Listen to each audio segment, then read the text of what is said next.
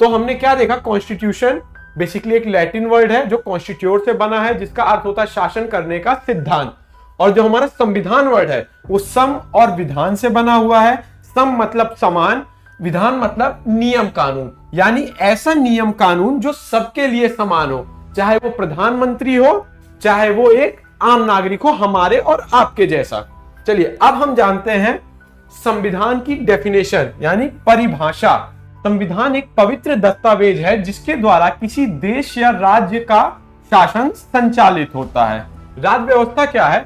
अगर हम राज्य व्यवस्था को बहुत शॉर्ट में बोले तो राज्य व्यवस्था क्या है? संविधान को व्यवहार में लाने की प्रक्रिया। अब आप सोच रहे होंगे सर ये व्यवहार में लाना क्या होता है? अब भाई सर आप बताइए ना कि व्यवहार में लाने का मतलब क्या हुआ। अब आप कोर्ट में जाते हैं, जज को बोलते हैं सर ये आदमी चोर है, तो जज कहता है भैया वो तो ठीक है चोर तो है, पर तुम साक्ष्य तो दो उसकी चोरी का।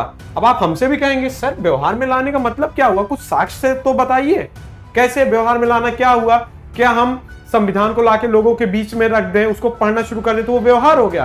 तो नहीं सर, चलिए मैं आपको साक्ष्य देता हूं। जैसे एग्जाम्पल, जैसे हमारे संविधान का अनुच्छेद 17 क्या कहता है? हमारे संविधान का अनुच्छेद 17 कहता है अस्पृश्यता विधि के अनुसार दंडनीय अपराध होगा। Untouchability is a punishable offence by law.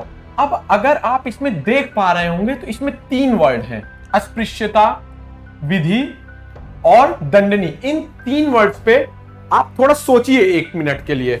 ये कहां लिखा है कि अस्पृश्यता विधि के अनुसार दंडनीय अपराध होगी? ये कहां लिखा है?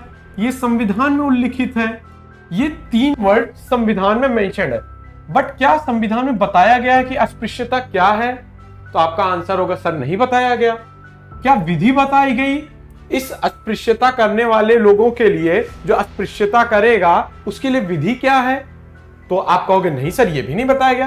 क्या दंड बताया गया है? जो अनटचेबिलिटी करेगा उसके लिए दंड क्या है?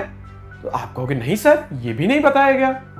चलिए अब बताता हूं मैं आपको, इसी को कहते हैं व्यवहार में लाना। देख साथियों, जब संसद ने यानी पार्लियामेंट ने इस पे एक नियम बनाया था, अस्पृश्यता निवारण अधिनियम 1955, तो उसमें यह बताया अस्पृश्यता क्या है, किस चीज को हम अस्पृश्यता या अनटचेबिलिटी कहेंगे, उसके लिए विधि क्या है, उसके लिए दंड क्या है। अब संविधान में तो नहीं लिखा था ना कि मार दिया जाएगा, कि काट दिया जाएगा, कि फांसी पे लटका दिया जाएगा, ये सब तो कुछ लिखा नहीं था।